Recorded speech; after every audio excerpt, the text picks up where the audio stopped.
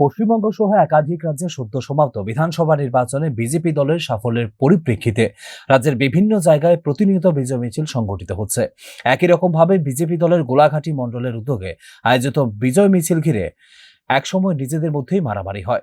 এই ঘটনায় স্থানীয় জনপ্রতিনিধি সহ একাধিক বিজেপি দলের কর্মী সমর্থকদের আহত হওয়ার ঘটনা নজরে এসেছে। বেশ কয়েকজন কর্মী সমর্থকদের আহত এবং রক্তাক্ত অবস্থায় হাসপাতালে চিকিৎসা পরিষেবা গ্রহণ করতে হয়েছে।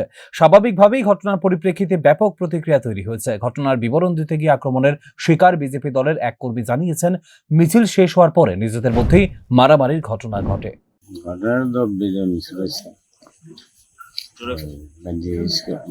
স্কুল থেকে সুইজালা জিবি স্কুল অব্দি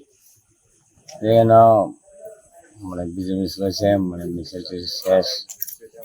তারপরে গোপীনগরের একজন গেছে, তারে বাধ্য করতেছে, তখন আমরা গেছি আর কি, আমরা তারে বাঁচাতাম যে রাখ মারিস না করা মাছ করে সবজি চলে। মানে কে কারে মারধর করছে? উত্তম টুত্তম তারা কি আপনার দলের কর্মী? দলের কর্মী একদম। স্বাভাবিকভাবেই বিজয় উৎসবের আনন্দ যখন স্বদলীয়দের মারামারির ঘটনার দ্বারা রক্তাক্ত এবং কলঙ্কিত হয়, তখন কিন্তু দলীয় শৃঙ্খলা নিয়ে প্রশ্ন উঠতে বাধ্য। Bureau report, news now.